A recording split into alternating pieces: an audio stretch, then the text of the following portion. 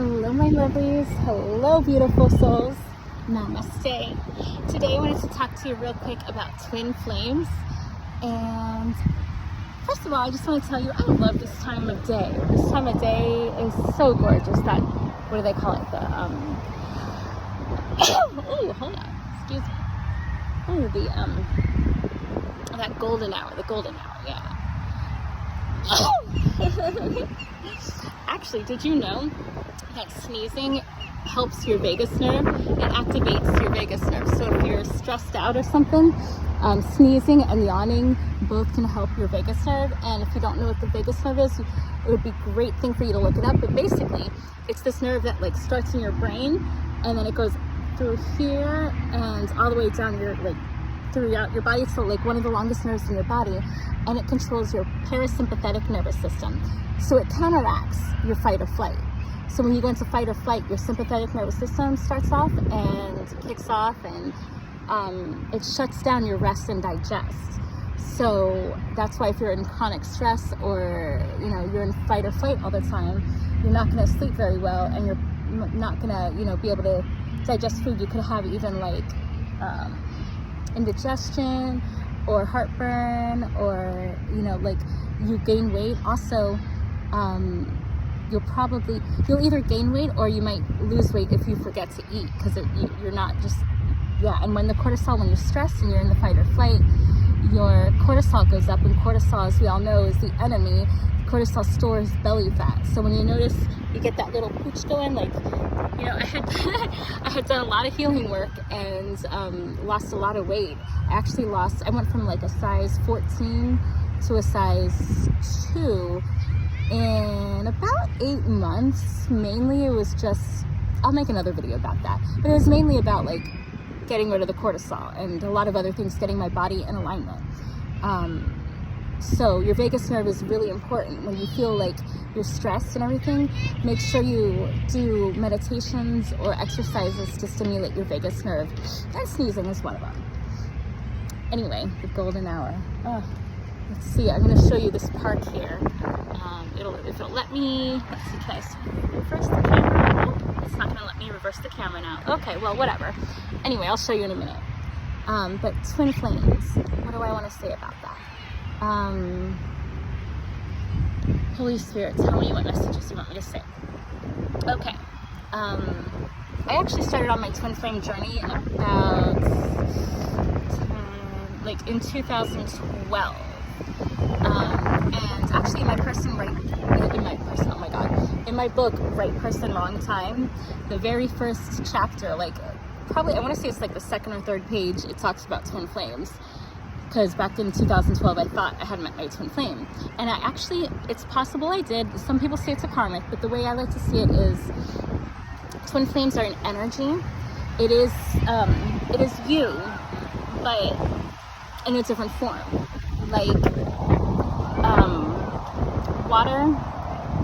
Water comes from the same source, but then it goes through all these different pipes. And even, let's say, if you take your sink or your faucet or wherever you get water from. Let's say you get it from a Brita filter and you have your pitcher of water. All of the water comes from that one from that one source, so it's all one. And then you can pour it into two different cups. Now those two different cups of water, they're two different entities, two different look at that as the human body.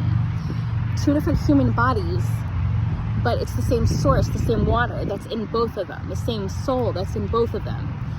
So you could have multiple twin flames, or the way I see it is it's just all the same energy. And the energy can get split up, especially, let's say, if in a past life you had a very traumatic thing happen, like if you were burned at the stake, or energy is energy is energy is energy. Energy needs to be expressed. And when energy is, let's say, burned, or something traumatic happens, it's scattered, it's pushed away, it's spread out. So eventually, but it's going to come back together eventually, because it's all the same. The way the molecules and the ions and the magnetization works, it all comes back together. So there's that principle of, okay, energy is always going to come back together. So this one person I thought was my twin flame. Humans have free will. That's the one thing about energy is so weird, because in the physical world, with energy and stuff, there is no free will. But with humans, we do have free will. We can fight we can fight against our destiny or our fate, or we can fight against the magnetism, we can fight against things, but things don't always work out. Okay, that's a whole nother topic. So anyway, twin flame. So I thought this person was my twin flame, and he elevated me. Basically, he awoken in me a lot of things that I didn't see in myself that I needed to grow and change and become a better person. And I started awakening in him certain things for him to grow and change and be a better person. But at the end of the day, when it came down to it, both of us, and throughout the relationship, it wasn't one of these, like, I've heard a lot of people say, and I don't know, because I don't really pay attention to mainstream media, so I hear other YouTubers saying that in the mainstream media, twin flames are getting a bad rap nowadays, that people are putting up with toxic behaviors because of it. And that's not what I'm talking about. I'm talking about a true twin flame is someone who they do trigger you, but it's not intentional. So, for example, my ex-husband, who was a high-level soulmate, but not a twin flame, he triggered me a lot, but it's because he's a narcissistic sociopath. He triggered me on purpose. He manipulated me. He knew I was an empath. He knew when I met him, I was 16 and he was 22. First of all, huge red flag. I was trying to escape my abusive family, and this man taught me how to fight back for myself. Whenever my dad would try to hit me, I would hit back, and this is what this guy taught me. And I wanted to have a relationship like my parents, so I married my first boyfriend.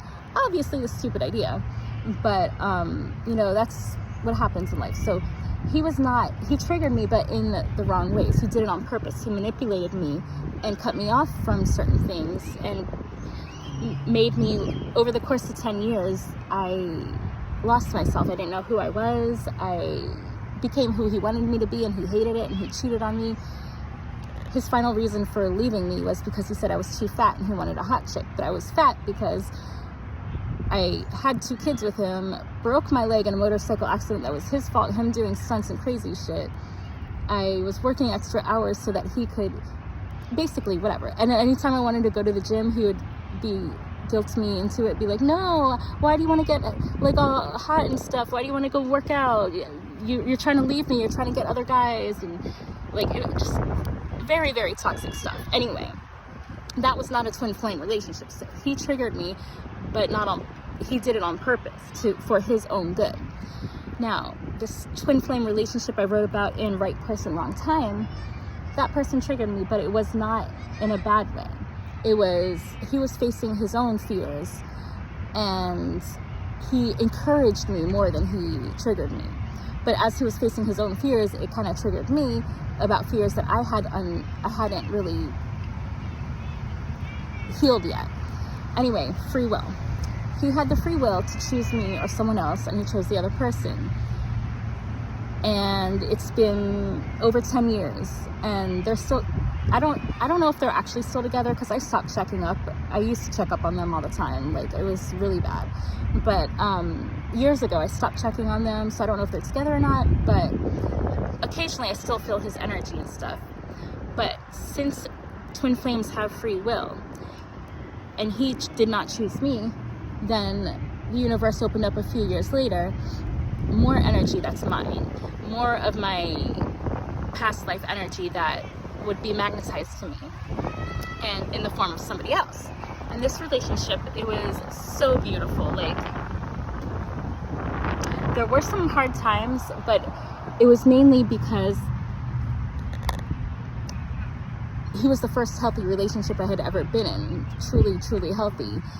At first, but that was during the pandemic, and the lockdown happened, and I was going through PTSD and or complex PTSD, and I was having nightmares and flashbacks and all this horrible stuff, and he put up with it. He was there for me for all of that. And then later, I started healing because of him. Like, his care towards me started me thinking, oh my God, this man loves me despite me being a total freaking mess. I need to catch up and start healing myself to be good enough for him, and then to level up. And it wasn't really to be good enough for him, but you know what I mean, to level up and be the person that you know, I wasn't being the partner I knew I could be, or the partner that I wanted to be. So I started leveling up. And every time I leveled up, he would level up, either energetically, or he would start doing the work on his own. Now, over the course of like 4 years, it got to a point of we were both leveling up constantly. It was like every couple months, bam, bam, we were both coming through breakthroughs. And then I had a bunch of things trigger me all at once, and it really triggered something deep inside him which he was not ready to face. And so that's what I'm talking about when I say that twin flames trigger you. They don't do it. He didn't do things on purpose to be like, I'm gonna try and hurt Michelle today, I'm gonna try and manipulate her. It was watching me think about it. When he's watching the woman he loves go through some really hard stuff. The way I was having these flashbacks and these nightmares and these breakdowns, and watching that person that you love so much cry and fall apart and everything, that's really traumatic to yourself. And then it reminded him of his childhood and watching his mom go through those things. And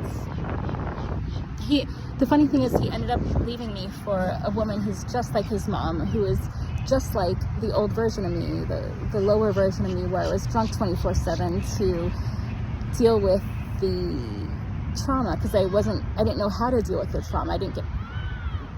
I'm not going to go into why, but I didn't know how to deal with the trauma. And so he chose a lower level version of me. He chose a woman who's just like his mom is, who's just like the lower level version of me. And nothing against her, like, there's no hate on that.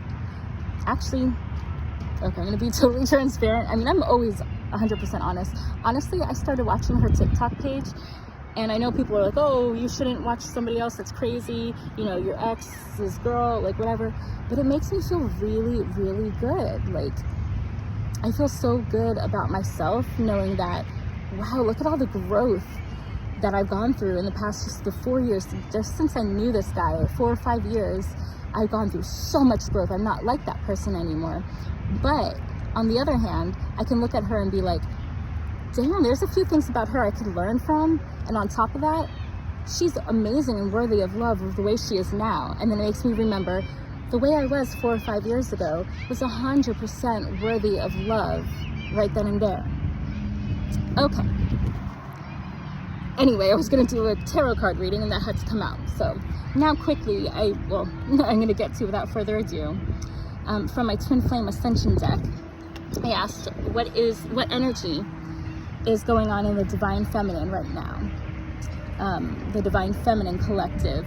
And it could be the Divine Feminine inside you, or because every single male or female or whatever you are, there's feminine and masculine, just like this yin-yang symbol.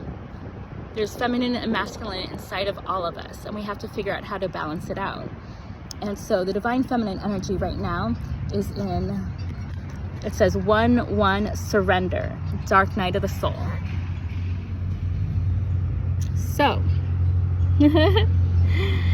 if a lot of you who resonate with the Divine Feminine energy, or if you just, you feel like, damn, what's all this heavy energy lately? I thought I'd been through a dark night of the soul before. There's going to be many of them. And actually, I think I made a video about that a couple days ago. I'll see if I can try and link it. But basically, there's going to be many dark nights of the soul that you go through, because there's many wounds that we go through. Ooh, that's another video I'll have to get to later. While I've been healing myself, I learned about, I think there's about 8, I can't remember the exact number, but I have notes on it, about 8 different types of core wounds that we have. So if you've been, most people only have like 2 or 3 main core wounds that, like, okay, fear of abandonment, fear of rejection, you know, these things like that. But some of us have been betrayed and hurt so many times that we've got multiple wounds to heal. So we're going to go through multiple dark nights of the soul. And it's kind of like the chakras. There's at least 7 chakras. So you're going to have at least 7 dark nights of the soul. So that's something to keep in mind. But the main message from that one was surrender. And the number 1-1, it's giving me vibes of, first of all, 11-11, 1, but the people this message is specifically for, you have gone through this process so many times. It is like clockwork, baby. You're like, okay, I know what to do when this happens. It's not going to take me 3 months of depression or whatever to get out of this. It's not going to take me a year of trying to figure out whatever. You know exactly what to do to get yourself back in line. And the cool thing is, it's not the same every single time. The things that helped you in this phase of life might not help you in the next phase of life. And the things that got you through the last phase of life might not get you through this phase in life. So it's up to you to look at your full toolbox. Look at all of the coping skills you have, all of the things that make you happy, all of the ways that you could surrender to the process, surrender to God, get through that dark night of the soul. That's what's going to get you through. Ooh. I don't want to jump the gun, but integration. I'm going to get back to integration in a minute. Remember that.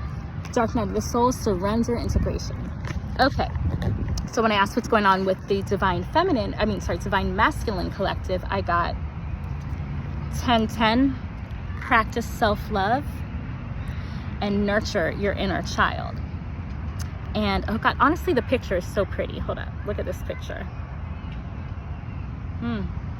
So what I'm getting from that is, so now 1 and 10, that's Alpha and Omega. It's the beginning and the end. Ooh, God is in this heavy. Come through, Holy Spirit, come through. Ah! Okay.